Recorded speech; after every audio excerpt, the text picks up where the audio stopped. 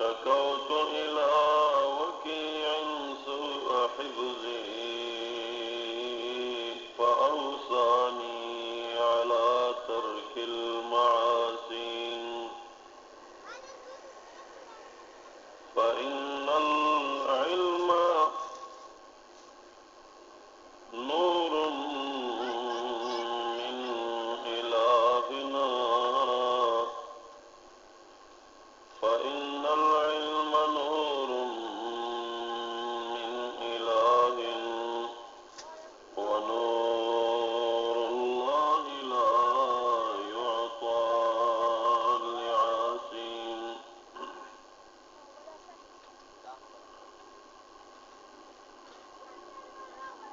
هیچ شاگردی نشد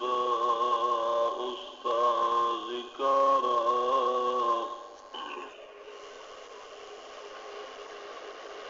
هیچ شاگردی نشد استادی کارا تا شاگردی شکر ریزی نشد مولوی هرگز نشد مولای روم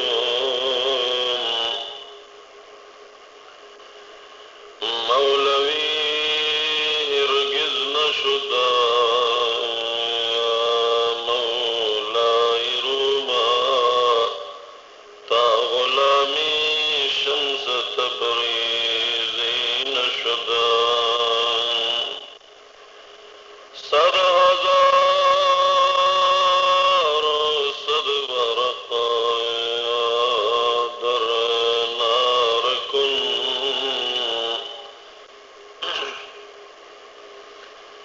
صد هزار صد ورقه در نار کن سینه را از عشق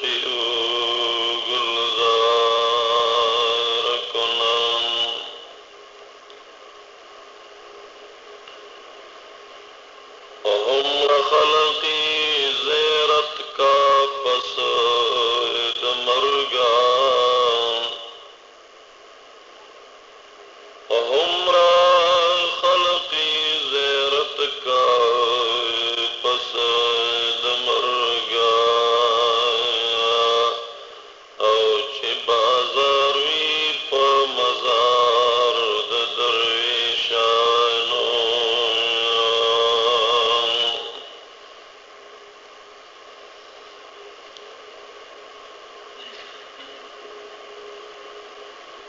إن الله وملائكته يصلون على النبي يا أيها الذين آمنوا صلوا عليه وسلموا تسليما درود شريف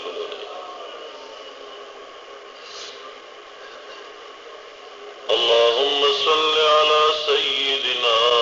ومولانا محمد وآله وبارك وسلم عليه وصل وسلم على جميع الأنبياء والمرسلين وعلى كل الملائكة منهم المقربون وعلى عباد الله الصالحين زمان اسلام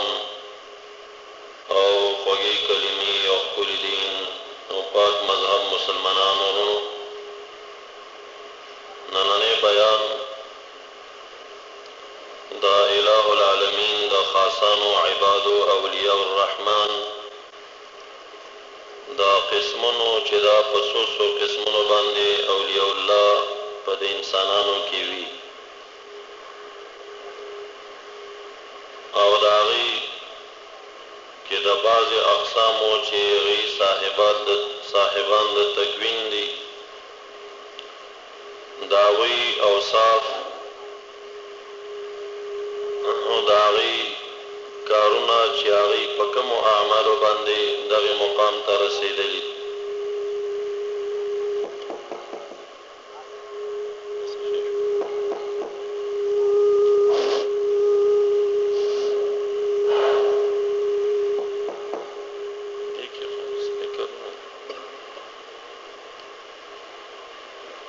دې کې بل سپیکر لګېدلی دی، چا لګولی؟ دا بند کړي، دا چا لګولی؟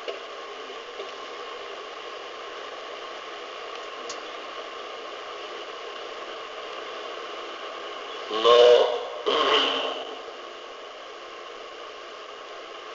په غټه سطحه باندې ولایت په دوه قسمه باندې دی چې یو ولایت عامه دی، بل ولایت خاصه دی. ولایت عامه دا هر مومن لره شته دی چې کوم سړی مومن دی او ایمان یې تیر که دا ولی دی په ولایت عامه باندې، په دلیل د دې ای کریمه باندې چې الله ولی الذین آمنوا یا الله ولی المؤمنین،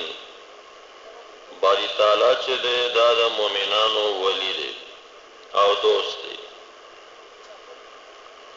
اصلا ولی بمعنى الوالی مرازی او ولی بمعنى القریب والمحب مرازی. خلق کوئی فلانے ولی اللہ دے معنی دا چې دا خدای تعالی ته نږدې دی، په رتبه کې قریب دی. یا ولی معنی په معنا د محب سره دا خدای تعالی ته ډېر ګران دی او دته هم خدای تعالی ډېر ګران دی. ولی په دغه معنی. نو یو ولایت عامه دی چې کم سړی ایمان تیر که او هو مؤمن، دا په ولایت عامه سره ولی دی. یو ولایت خاصه دی چې کم په احادیثو کې یا په نورو آیتونو کې د اولیاء کرامو صفات راغلي دي، دا عام ولایت والا مؤمن نه یادوي، دا په بندگانو کې څه خاص خلق دي، د هغوی تعریفات. نو یو تعریف د هغه خاص ولی چې د ایمان سره نیک اعمال کړي وي او د هغې سره حسن نیت لري، ریا، عجب، خودپسندي، تکبر، عنانیت وغیرہ نورو مرضونو نه د باطن پاک وي. هغه خاص ولی چې هغه په خپله کې ډېرې رتبې لري، په یوه درجه کې ټول اولیاء کرام نه دي، په دوی کې بهتري د بعضو په بعضو شته. نو صاحبان د ولایت خاصه چې دي د هغې یو تعریف قرآن کریم کړی دی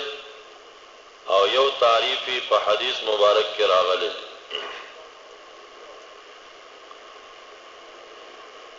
ربی کریم د اولیاء الرحمن خاصه ولایت باندې چې اولیاء دي د هغوی تعریف دا کوي چې الذین آمنوا وکانوا یتقون. اولیاء الرحمن خاص ولایت والا عباد هغه کسان دي الذین آمنوا چې هغوی ایمان راوړی دی. خو دغه ایمان تر ایمانه فرق لري. بعض خلک ایمان لري په معنا د علم الیقین سره، بعضی کسان ایمان لري په معنا د عین الیقین سره، بعضی ایمان لري په معنا د حق الیقین سره. نو مراد دلته د ایمان نه الذین آمنوا هغه اولیاء دي چې ایمان راوړي خو ایمان کامل، ناقص ایمان خو موتام راوړی دی، کامل مومن وي او داغه په دغه څیزونو باندې ایمان د علم یقین نه درجې د عین الیقین ته او د هغې نه درجې د حق الیقین ته رسېدلی وي.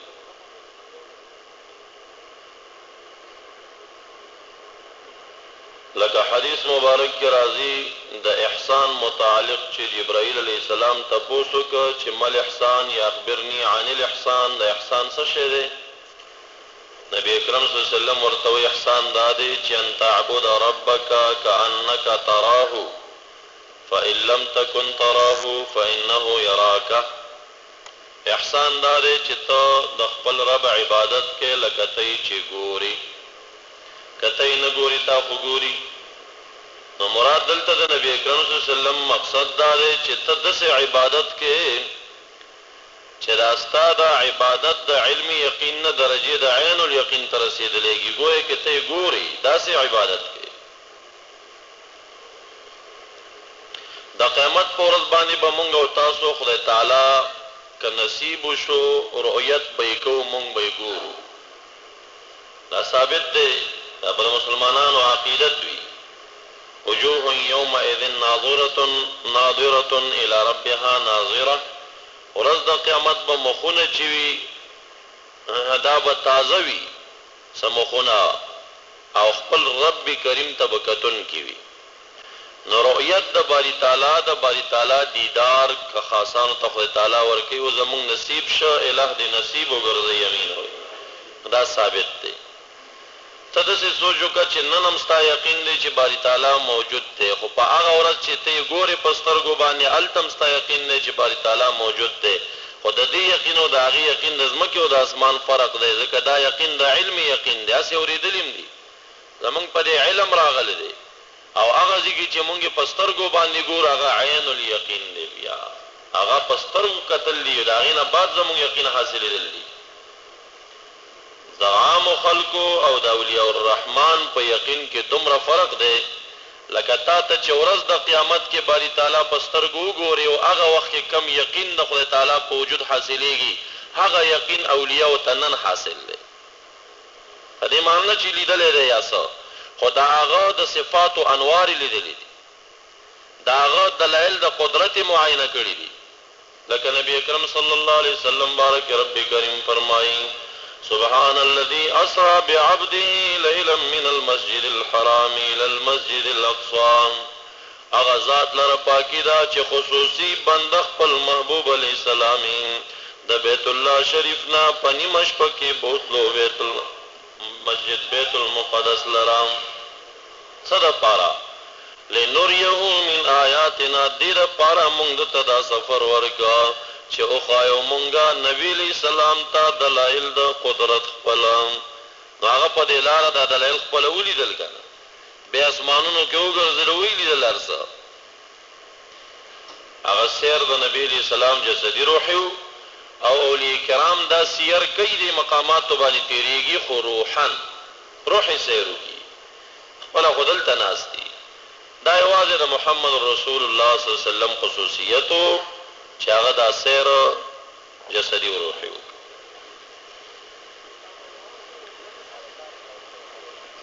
نو الذین آمنوا اولیاء الرحمن هغه خلق دي چې هغې ایمان راوړی دی. دا شان دا یو ایمان بالله شو،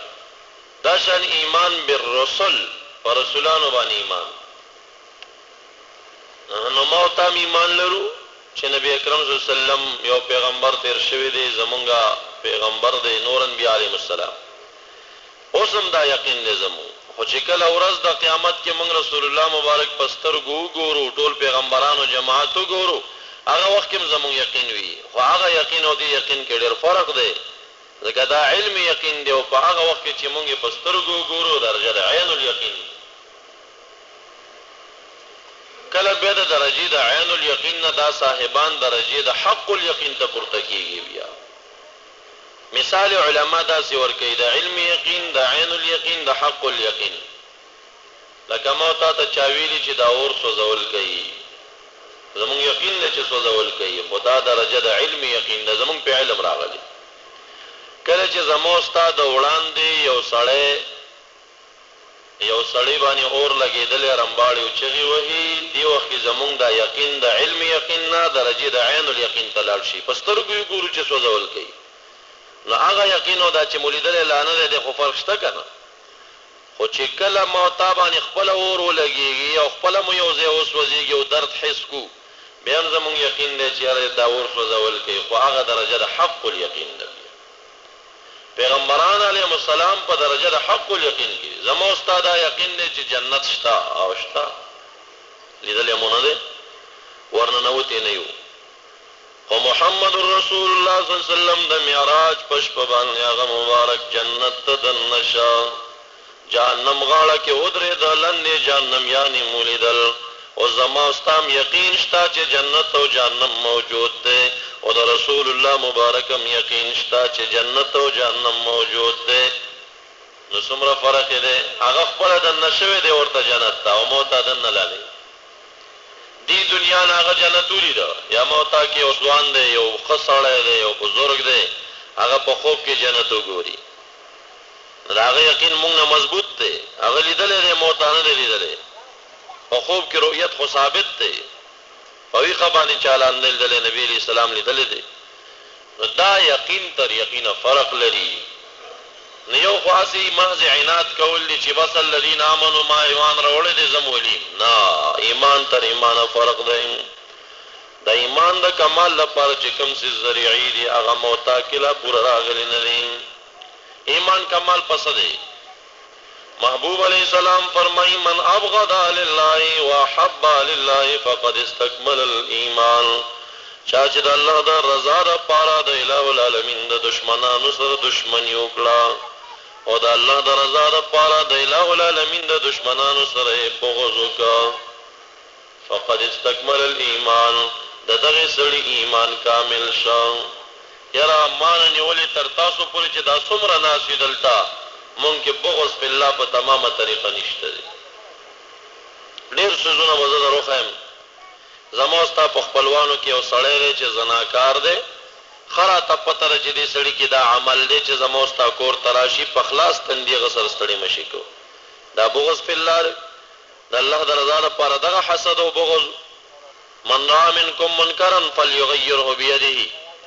چا چې یو منکر ولیده په لاس یې منع کوي که طاقت نه و فبلسانې په ژبه یې منع کوي که طاقت نه و فبقلبې زړه کې هغه سره بغض راواخلی وذلک اضعف الایمان زړه کې بغض کول ضعیف ایمان دی زړه کې بغض کول ضعیف ایمان دی نو مونږ کې هغه ضعیف ایمان هم لا نه راغلی او دعوه دا کو دا منکرین وایي چې ولی پکې چا راوستی خو چې ایمان راوړی ولی دی هلکه ایمان تر ایمانه فرق دی ایمان خو تام راوړی مام راوړی ولی الله هم راوړی پیغمبران هم راوړی خو زمونږ ایمان د پیغمبرانو ایمان ته څنګه رسی نو زمونږ ایمان د صحابه کرامو ایمان ته څنګه رسی عمر فاروق سے فرمائی لو وازن ایمان جمیل امتی ما ایمان ابی بکر رضی اللہ عنہ لرجح ایمان ابی بکر کدا تمام امت ایمان د ابوبکر صدیق د ایمان سره وتللی شي نو د ابوبکر صدیق ایمان به د تمام امت په ایمان باندې دروند خیږي لرجح ایمان ابی بکر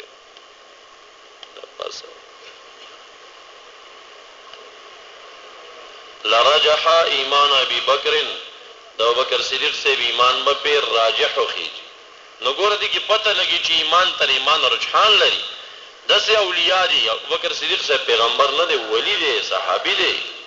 خداغه دا ایمان ته د تمام امت ایمان نشي رسېږي نو یو تعریف دار چې الذین آمنوا اولیاء الرحمن هغه خلک دي چې ایمان راوړي خو مراد د ایمان نه کامل ایمان او کمال د ایمان په حب الله بغض بالله من حب لله د خدای تعالی دوستان د الله د رضا لپاره مینه ورسره کول صوفی کرام مشایخ عظام صحیح علما صحیح طالبان اسی نیکان شیخان دی سره د الله د رضا لپاره چې دا خسړې زمينه کو په دغه نه چې دا چا کې په کمالي طریقه رااله دا ولی د ایمان کامل شو او ابغض لله د الله د رضا لپاره بد عمل انسان سره بغض ساتل زړه کې بدګړن تا ته پته دا سړی سودخور دی دا سړی رشوتخور دی دا سړی قاتل دی دا سړی ډاکو دی دا سړی غل دی ډوري مرداري دی پکې دا سړی وابي دی پنځپیری دی عقیده مرداره ده د الله د رضا لپاره به د هغه سره ته بغض ساتې او که دې بغض نه ساتلو ته د ولایت دا وګیري ستا هغه ضعیف ایمان لا نشته دی ذلک هدف الایمان په زړه کې بد کار ته بد ویل خو ضعیف ایمان دی او په لاس منع کول قوي ایمان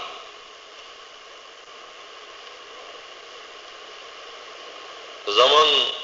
پیر سے مبارک ته دربار ته یو سړی راغی هغه نه پرېږدي د هغه دربار ته به ګیرخرېلی راشي چې راشي اول شرط پې باندې دا ږدي چې ګیره پرېږدي نه ښځه اوسېږه روټۍ وخوره تیم پوره شو بیا ځه بل ځل چې راغی په دویم کرت باندې او د بیا ګیره خرېلی وه داسې ته توڼو باندې ګرم کې وې زما دربار دې چې زه دلته شریعت نافذ نه کم په کوم ځای به نافذوم خلک وی باړی پیر سے بد اخلاق دی بد اخلاق نه دی کامل ایمان والا دی ایمانی پورا دی یو شی چې منکر دی هغه منع کولی شي او ما ته نه شو منع کول د مولیانو کم ایمان دی ګیره دی مخریلی زناکار دی ډاکو دی غل دی هر بد عمل دی او چې سلګونی پلاس کې ورته کې خور دا ورته دواړه جامې چنګي کې او خاندي ورته دا کامل ایمان دی دا ولایت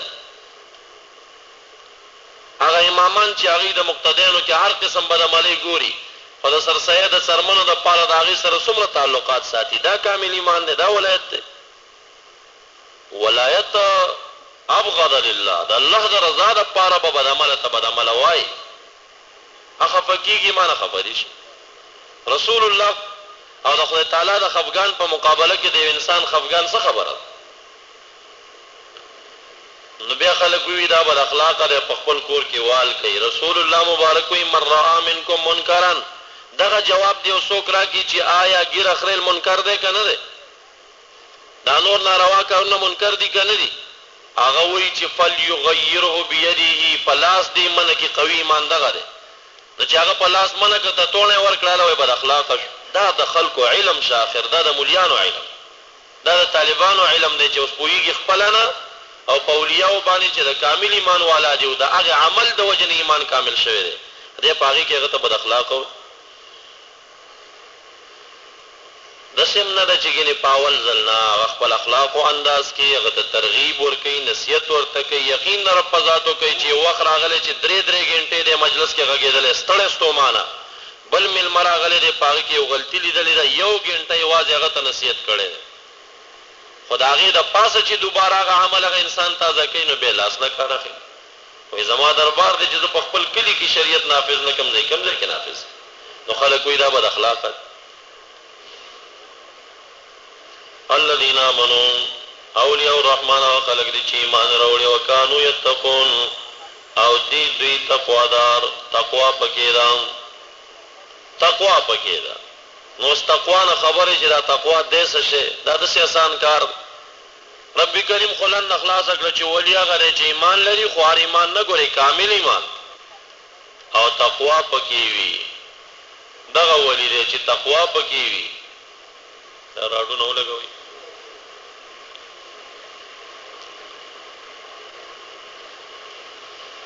نو د تقوا تعریف قرآن کریم څنګه کوي الذين يؤمنون بالغيب تقيانا خلق دي چې په غیب ایمان لري هغه کسان یقیمون الصلاة چې صحیح طریقه باندې سره د جماعت او سره د تمام ارکانو منځونه ادا کوي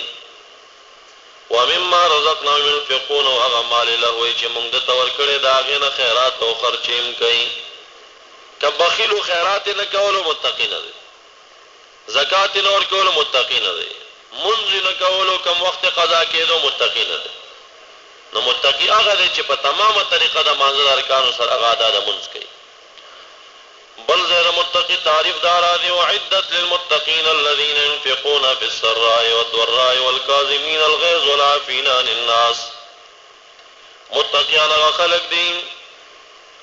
چاغی پاسانی تنگ دستے کی پا فراخی در روزے کی پا تنگ دستے کی ینفقون خیرات کی کدے غریب دیم خیرات کی کدے مالدار دیم خیرات کی ینفقون فی السراء والضراء والکاظمین الغیظ و بلا غسوک دی چی خورن کی دا غصو دی خدا غرض نفسی دا پارا نفاذ دا شریعت دا پارا نا فلیغیره بیدی پلاس بے منکیا غصہ دا خو هغه د نفاذ شریعت لپاره اصلاح لپاره کولای شي هغه د ایمان د کمال ذریعہ ده او یو د څه غوسره چې خپل ذاتی مفاد لپاره او زما به د ویډیو کړو زری وام تا دا خبر ما بارکه وکړه زری وام ذاتیات باندې والکاظمین الغیظ هغه خورون کې د غصو دي خپل ذاتیات باندې چاته تاوان نه رسي والعافین عن الناس او د خلقنا عافی کوي مزدوران خادمان چې ور سره دی عافی ورته کوي اوس دی عافی بارک نبی علیہ السلام نه تاسو کې چې عافه به څومره کوم وستا یو غلام چې د ورځې یو عمل او یا کرته خرابو کی تورته یو شان وای دی بل شان کوي تبع عافه کې که یو او یم کرته هغه عمل د ورځې خراب وکړ او بیا دې ووالو یا دې ورته غوسه وکړه نو پاک نه داسې سړی وشته دی نن سبا اسانه خبره ده چې ایمان او تقوا خو بیرته تعریف غواړي د تقوا او د متقی تعریف بیرته دا شوی دی چې والعافین عن الناس خلقونه به عافي کوي زمونږ استاد سوچنه چې یو کار یو ځل خراب کې په دویم ځل وهو که نه یې وهو زمونږ استاد غلام او خادم چې زمو استاد دست دی چې یو کار په دویم ځل خراب کې غوسې او څپېړې ورکو که نه ورکو کنزل او بدرد ورته وایو که نه وایو نو دا متقیان والعافین عن الناس چې خلقونه عافي کوي او نبی علیہ السلام د دې په ترجمه کې داسې وویل چې یو کار یو غلام د ورځې اویا کرته خراب کا تبه عفه کې یو اویم کرته به بیا ورته غوسه کې باک نه نو اوس پته لګي چې متقی اسانه یا د تقوا اسان عمل دی چې د ولی په تعریف کې راځي هر سړی به دا وګوري چې بس ما ایمان راوړی زه ولی دا تبلیغ والا دا احمقان جاهل بدرې ورځې دوی سره لګولي په دې میشن کې چې بیرته راشي د خدای ولی دا د اولیاء او د بېعزتۍ دپاره دا خبره کوي هر ټټو خرچ دی راپورته کېږي د خدای ولی به جوړېږي د اولیاء چې کوم تعریفات دی هغه په دې کې کم ذکر راغلي رب کریم فرمایي یو دا ده چې ایمان به لري بله دا ده چې دی به تقوادار وي بله دا ده لهم البشرا فی الحیات الدنیا وفی الاخره پژوند دنیاوی کی دی دنیا کې دوی بارکه با بشرا زیری وی نبی علیہ السلام نه تپوس کیږي چې دا زیره څه شی دی محبوب علیہ السلام جواب ورکړي مراد د زیرینا هغه الرؤیا صادقه دی رآه او رؤیا الله چې خپل به ګوري یا به بل سړی د بارکه ګوري دا بشرا رؤیا صادقه دی خوب به وګوري چې ډېر ښایسته د پیغمبرانو مجلس و زمل ته هم خپله یې ګوري نظر سبات چې راپاڅېږي زړه یې خوشحاله یا به بل سړی ورته راشي صاحبه رسول الله مبارک مې خوب کې ولیدو ته ورسره خوا کې ناست وي دا بشرا ده بشرا دې ته هغه سړي ته اطمینان او سکون راځي کوم اعمال چې کړي په هغې خوشحالېږي چې هلکه زه په سمه لار روان یم که زه په سمه نه وی نو ولې دې صاحب زما باره کې داسې خوب لیده نو لهم البشرا هغه انسانان چې یو بل ته د خدای ولی چغې وهي ده چې ته خپل هم خوب لیدلی خو مړه چې خوب ګوري کله سنډاګان ګوري او کله خره ګوري چې ته سم خوب خو یې ونه لیدو او یا بل چا ده باره کې چې ته سم خوب ولید قرآن کریم وایي لهم البشرا دی باره کې بشرا زیری دي هم دی دنیا کې هم هغه دنیا کې او هغوی دومره مطمئنین دي چې لا خوف علیهم ولا هم یحزنون نه پې یره شته دی او نه به دوی غم کوي کسان دی کله چې ولیدلی شي ذکر الله خدای تعالی انسان ته یادېږي کله چې ولیدلی شي خدای تعالی یادېږي نو یا معنی دا چې د په مجلس کې خشیت او جړه وي چې د سره کینی جړه وي تا ته خپل بد عملونه مخې ته ودرېږي او د خدای تعالی خوف او یره در مخې ته شي جړه یې په مجلس کې زیاته وي یا دا چې د په مجلس کې همیشه ذاکرین لګې ذکر کوي نو که څومره انسان غافل دی ذاکرینو مجلس ته لاړ شي نو خدای تعالی ور یاد شي نو اولیاء الرحمن چې دي دا ذاکرین دي ذکر والا دي دا د منطق ویلو والا نه دي ښه چې تکمله به درس کوي او وایي زه اولیاء الرحمن کې مونږ یو دی به هم د اولیاء الرحمن او د اولیاء الشیطان فرقونه خلکو ته ښیي نو اولیاء الرحمن الذین اذا رؤوا ذکر الله ولیدلی شي خدای تعالی سړي ته یاد شي بل حدیث مبارک اسماء بنت یزید وی چې نبی علیہ السلام فرمایل الا اخبرکم بخیارکم آیا خبر درکم تاسو ته په مختار غوره خلکو تاسو کې قالوا بلا یا رسول الله صحابه کرام ورته یا مونږ ته وخایا قال الذين اذا رؤوا ذکر الله مختار اولیاء بهترین په تاسو کې هغه څوک دي چې کله ولیدلی شي باری تعالی خلکو ته یاد شي د لیدلو سړی د خدای تعالی روح خدای تعالی یاد سړی تراشی دغه خلق دی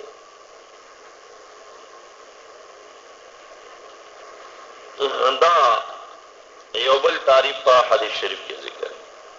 په غټه سطح باندې اولیاء الله به دوه قسمه کېږي چې یو ته اولیاء د ارشاد وي بل ته اولیاء د تکوین وي اولیاء د تکوین په خپل منځ کې هغوی هم چند ډلې دي من جمله د هغې نه ابدالیین دي چې هغوی 40 کسان وي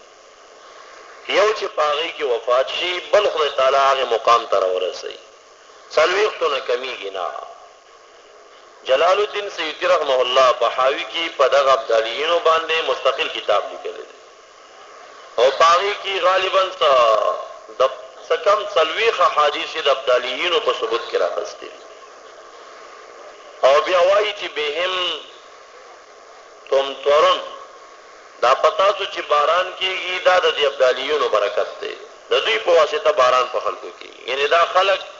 زمونږ او ستاسو اعمال د یو څاڅکي د باران قابل نه دي چې د اسمان نه یو ګوټ باران وشي خو چې دا کېږي دا د هغه ابدالیینو دعا او زارۍ دي چې هغې علاقه کې ګرځېږي دعاګانې غواړي باران کېږي بهم تمطرون او بهم ترزقون نبی علیہ السلام فرمایي د هغوی په وجه باندې په تاسو باران کېږي او د هغوی په وجه باندې تاسو ته روزي میلاویږي د خلکو اعمال د دې قابل نه دي چې یو ګوټو به ورته الهه ورکړي خو د هغوی په وجه ربی کریم فرمایي لولا دفع الله الناس بعضهم ببعض لفسدت الارض که خدای تعالی د بعضو د خاطر نه د بعض نورو خلکو نه عذاب دفع کولی نه نو دنیا کې به فساد راغلی او دنیا به خدای تعالی ختمه کړې وه خو دا دنیا چې نه ختمیږي د بعضو د وجې نه د بعضو نورو نه عذاب د بعضو په خاطر دفع کېږي د دې په ترجمه کې علامه قرطبي د حضرت علي سے مبارک ترجمه دا نقلی چې الناس مدفوع بهم العذاب من هم هغه ځوانان چې د هغې د خاطره د خلکو نه عذاب دفع کېږي څوک دي هغه وایي هم الابدالیون 40 رجلا 40 کسان ابدالان دي د دې آیت کې هغوی ته اشاره ده او بعضې خلک مجاهدین اخلي که مجاهدینو په سرحداتو کې جهاد نه کولی لفسدت الارض ځکه چې کافران به راغلي وو زموږ جوماتونه ویران کړي دا هغه مجاهدین یادوي دې کې اختلاف دی بعضې مفسرین مجاهدین اخلي او حضرت علی صاحب او عمده صحابه کرام او اکثر محدثین مراد د دین ابدالیین اخلي چې دا روحانیین څه خلق دي چې د هغې د دعا په برکت او د هغې د زواتو په برکت باندې خدای تعالی د خلکو نه عذابونه رفع کوي بارانونه پرې کوي روزیانې ورکوي عبدالله ابن مسعود رضی الله تعالی عنه رایم هم دغه ده هغه مبارک فرمای بهم ترزقون او بهم تمطرون او بهم تحیون او بهم تموتون د دغه ابدالیینو په وسیله باندې د دوی په خاطر باندې په تاسو باران کېږي د دوی په خاطر په تاسو ته روزي درکولی شي د دوی په خاطر تاسو ته حیات دی د دوی په خاطر تاسو ته ممات دی شاګرد ورته وایي دا باران کېدل روزي میلاوېدل به د اولیاء او ابدالیینو په خاطر ومنم نو دا مرګ او ژوند څنګه د دوی په خاطر دی عبدالله ابن مسعود رضی الله تعالی عنه ورته وایي چې د یو انسان بچی نه کېږي ابدال ورته په مخه ورشي وایي صاحبه ما ته دعا وکړه چې اولاد مې وشي دعا ورته وکړي بچی خدای تعالی ورکړي نو د دوی په سبب باندې بچی ورکول دا حیات دی د دوی په وجه باندې ممات دا دی چې یو قوم ته خیري وکړي چې الهه عذاب پرې راوله هغه قوم هلاکت زلزلې راشي یا پې کافران مسلط شي نو دا د هغې د خیرو د وجې نه پې مرګ راغی نو ځکه د هغې په سبب مرګ او ژوند هم راځي خالق راولي دا خو اسباب یې لري نو یو تکوینات والابدالین سنور دي چې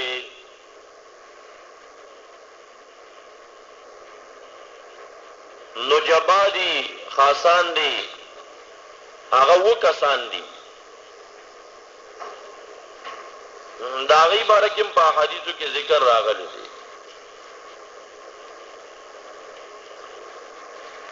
حدیث مبارک کی چې کوم ابن ابي دنیا په خپل رساله کې ذکر کړی دی رقم الحديث نشپیتم باندې حدثنا عبد الله قال اخبر الحسين بن ابي الربيع اخبرنا عبد الرزاق اخبرنا معمر عن ايوب وغيره عن ابي قلابه قال النبي صلى الله عليه وسلم نبی علیہ السلام فرمائی لا يزالوا في امتي 7 همیشه به زما په امت کې 7 وکسانوي لا يدعون الله بشيء استجاب لهم کلم دوی د خدای تعالی نه دعا نه غواړي په یو شي باندې مگر باری تعالی دعا قبلې چې مستجاب دعوات بهم يمطرون دغه کسانو په خاطر باندې باران کولی شي په خلکو باندې وبهم ينصرون او دغه په خاطر امداد کولی شي په جهادونو کې وبهم يدفع عنكما او دغه وو کسانو په خاطر باندې بلاغونه او عذابونه ستاسو نه دفع کولی شي. دا وو کسان دي. نو جبا خاصان دام په تکوین کې داخل کا تاسو به ورک خلګي کته یو ګوري پیژنې نه کوي وګوري نه پیژنې چې دا دغه سړی دی او چې کله ورک شي درنه کنه بیا ورک وي په کلونه پیدا کول نه شي ګرځنده خلګي د بحرونو په غاړې او اکثر د مزارات او اولیاء کرامو کې وختونه تیري مختلف قسم کې دوی ګرځيږي. دا څه وخت ماضي چې سرتور سري په خپل چپړی نه. بخاری شریف حدیث دی نبی علیہ السلام فرمایي رب اشعث اغبر مدفوع بالباب لو اقسم على الله لا بره.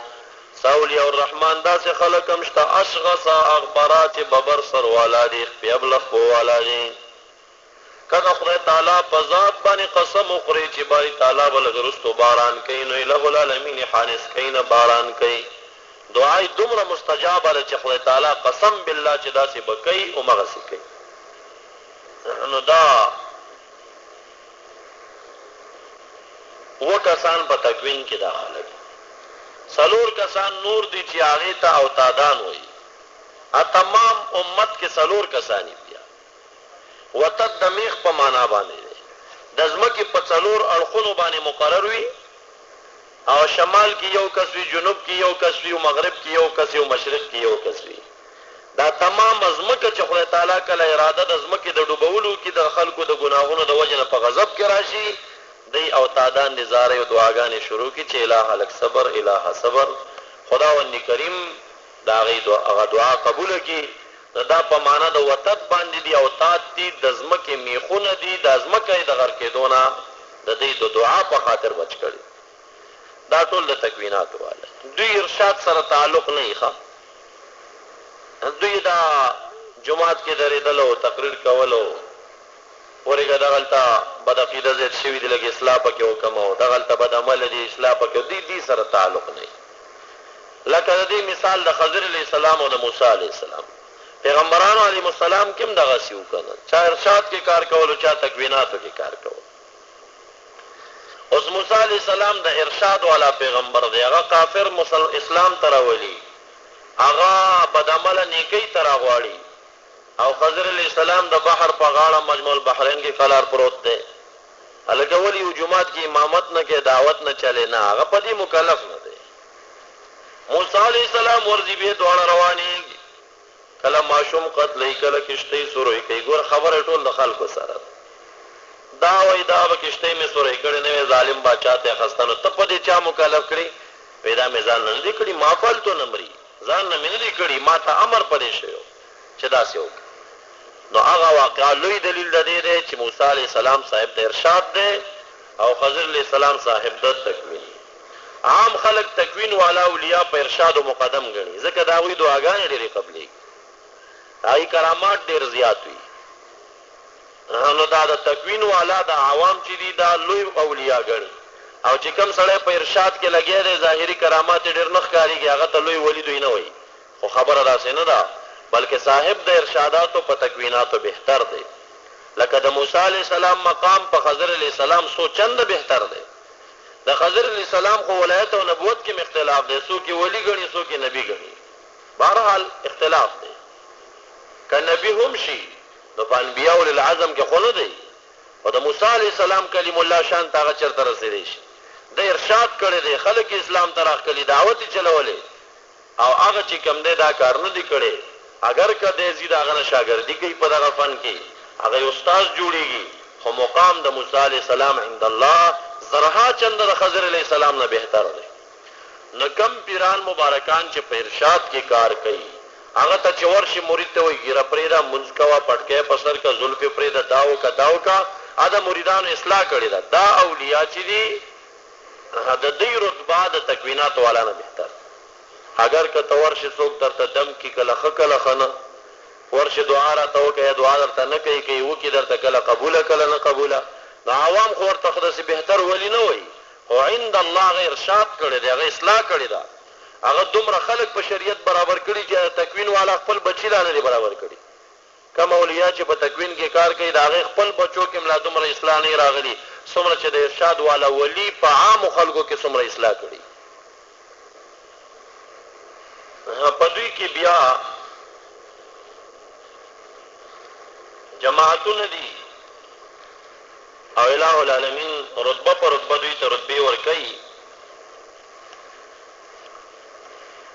انس ابن مالک رضی اللہ تعالی عنہ فرمائے نبی علیہ السلام فرمائے من اهان لی ولیا فقد بارزنی بالمحاربه چا چې زما د یو ولی سره سپکاوی وکړ نو دغه انسان بارزنی بالمحاربه ما ته د جګړې اعلان وکړ. مبارزه بروز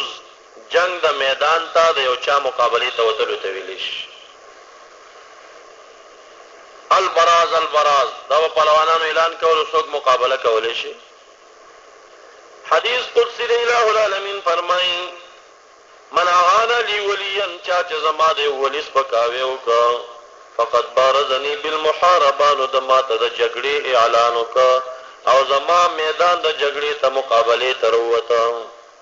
الہ العالمین په اولیاء خفه کیږي. من عاد لی ولیا فقد اذنته بالحرب دا د بخاری شریف حدیث. یو سړی به دا وایي پنجپیری وایي هغه به د ولی الله بزرګ پیر صاحب نه منکر وي هغه ته چې ورشي هلکه وایي د اولیاو دشمني کول خو د خدای تعالی سره جنګ تیارېدل جنګ ته ځان تیارول دي.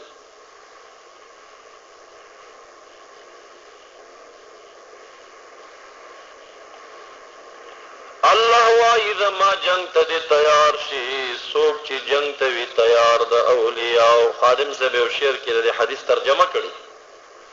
نو هغه څه وایي نه زه خو اولیاء منم دا سړی ولی نه دی. څومره قومونو چې د خپلو پیغمبرانو نه انکار کړی دی. یو قوم هم داسې نشته چې هغوی ویلي موږ پیغمبر نه منو موږ رسول نه منو موږ نبی نه منو بلکې هغه قوم به دا اعلان کولو چغې به یې حدیث قدسی د الہ العالمین فرمایي وَإِنَّ مِنْ عِبَادِ الْمُؤْمِنِينَ مَنْ يُرِيدُ بَابًا مِنَ الْعِبَادَةِ فَأَكُفُّهُ عَنْهُ. زما په خاصو مؤمنینو عبادو کې چې اولیاء دي داسې څه خلک شته چې د یو خاص عبادت اراده وکړي زه یې ورنه منع کړم. دې حدیث ته تاسو سوچ وکئ. الہ العالمین دا کارونه په عبادو باندې عجیب عجیب تحولات راولي. خلک وایي چې ولې داسې کار را باندې وکړو وایي کله یو ولی الله د یو نیک کار اراده وکړي حدیث قدسی د الہ العالمین وایي فاکفه عنه زه یې ورنه منع کړم چې دا کار مه کوه. هغه اسباب ورته برابر نه کړم چې دا د نیک کار وکړي. ولې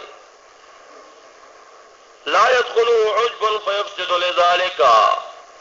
وی دې دپاره یې منع کوم هسې نه که دا نیک عمل وکړي د ده په زړه کې به ریا راشي عجب به راشي خودپسندي به راشي نو هغه کم مقام چې ما ورکړی هغه مقام نه به مو وغورځېږي ختم به شي. نو هغه کم عمل ته چې اراده کړې ده هغه اسباب ورنه قطع کړم بس هغه عمل پې ونه کړم. نور خو ما سره مرتبه وي خو د هغې نه وروستو یو بل نیک کار ته اراده وکړي چې کله اراده وکړي چې زه پوه شم چې دې عمل سره دی اوس ده کې ریا دننه کېږي منع یې کړم دا کار. په دې معنی چې اسباب ورنه قطع کړم دی چې هغه عمل ونه کړي نو بې ریا پاتې شي هغه خپل مقام باندې پاتې شي. وما يتقرب إلي عبد المؤمن بمثل أداء ما افترضت عليهم ما تدا زما بندگان او اولیاء چې کوم دي نه رانږدې کېږي په ادا د هغه کارونو باندې چې ما پې فرض کړي دي. په فرضو باندې وایي ما ته قرب نه راځي په فرضو باندې ما ته قربه نه راځي. نو وما يزال عبدي يتنفل لي حتى احبه حدیث قدسی دی خدای تعالی وایي په فرض و قرب نه دی په فرض خو دې جو نه کړه جهنمي ولایت په کومه دنیا کې دی فرض خو باسم کې صاحب جمعې ورځ ده چې ته بل وخت ټلیفون وکړه مقل انسان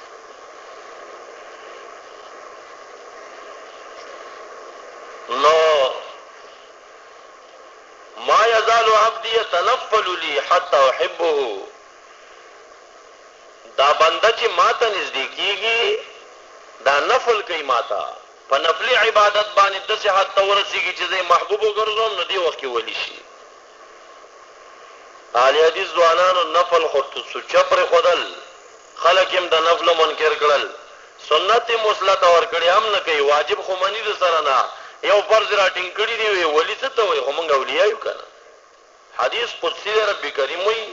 لا ما يتقرب الی عبد المؤمن بمثل اداء ما افترضت علیه. دا حدیث په بخاری شریف کې هم شته او ابن ابي الدنيا په خپل سند رسولې په فرض ما ته قرب نه دی. فرض خو به وکړي چې د قرب لاره درته جوړه شي، کله چې د فرض نه کول نو خدای تعالی ته د نزدېکت په هغه لاره د سره سم نه یې، ته خو فاسق فاجر یې. او چې کله د فرض وکړل اوس د روډ ته سم شوي، د قرب روډ ته سم شوي، د ولایت لارې ته جوړ شوي. چې جوړ شوي ما یزال عبدی تنفل حتی احبه، همیشه دا بنده نفل کوي ما د پاره تر دې چې زه محبوب کما. فاذا احببتو، کله چې محبوب کم، كنت له سمعا وبصرا ويدا مؤيدا، زه د غوږونو وګرځېږم، د سترګې وګرځېږم، د لاس وګرځېږم. بل روایت کې راځي د زړه وګرځېږم، د زبان وګرځېږم. خدای تعالی وایي زه د غوږونه شم. نو چې زه د غوږونه شم دی چې دا اورېدل کوي، الهه وایي دا طاقت ما ورکړی دی. نو که دا بغیر د موبایل نه د مکې معظمې خبرې دلته اوري نو انکار ته مه کوه، هغه نفل کړي دي او په ډېرو نفلو روژې نیولي، تهجدونه یې کړي، نور نوافل یې کړي، تلاوتونه نفلیه یې کړي دي، قرب الله ورته حاصل دی. حدیث قدسی دی رب کریم وایي زه غوږ شمه، څه معنا په دې غوږ کې زما یو خصوصي طاقت واچول شي لکه اله العالمین چې د تمامې دنیا خبرې اوري نو د هغې نه څه برخه دته ورکي، په دې معنا چې دا هم به د غایب نه اوازونه اوري. حدیث د مشکات شریف دی،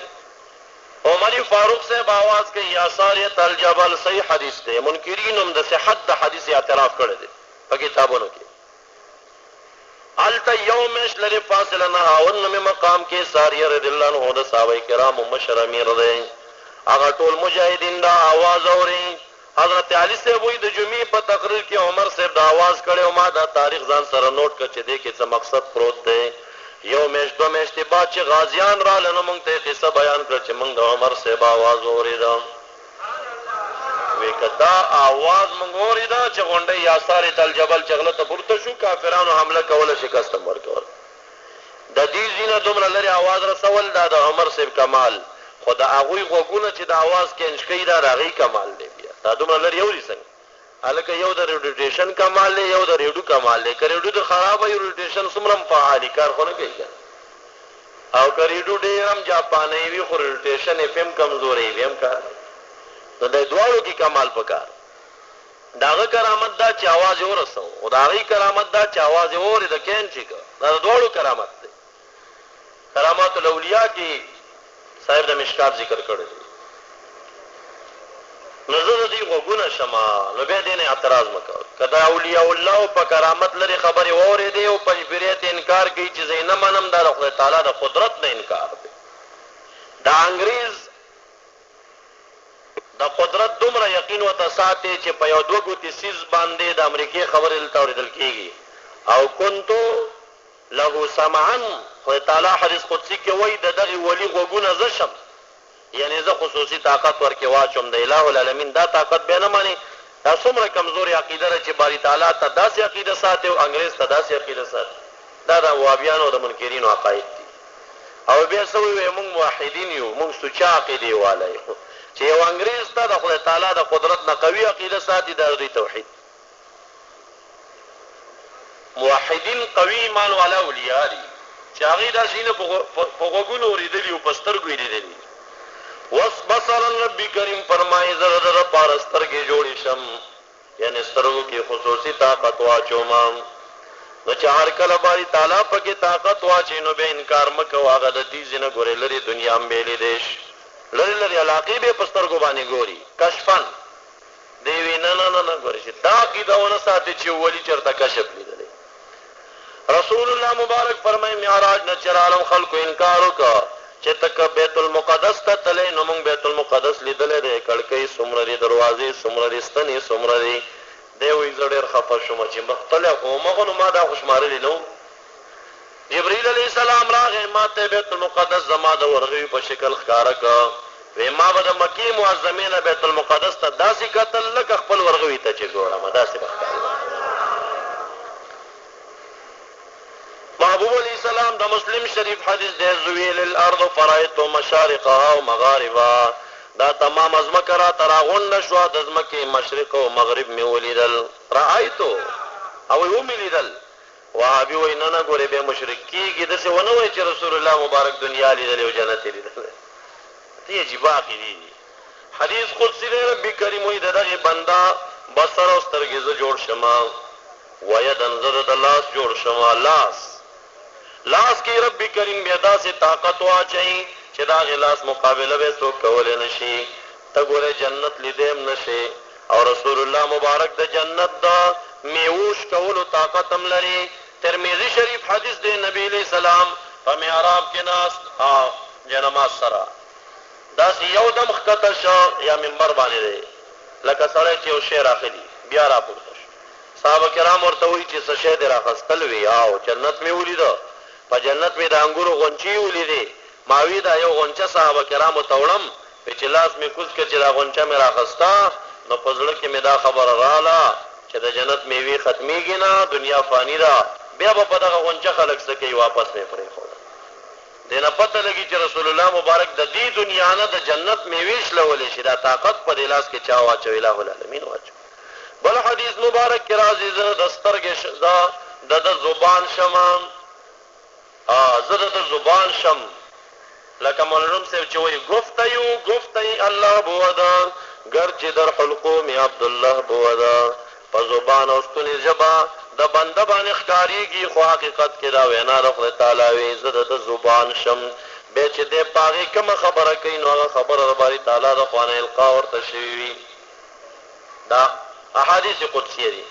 دعانی فاجبتو دعا چې رانه غواړي قبلومی سالنی فاتویتو څه چې رانه غواړي ورکومیا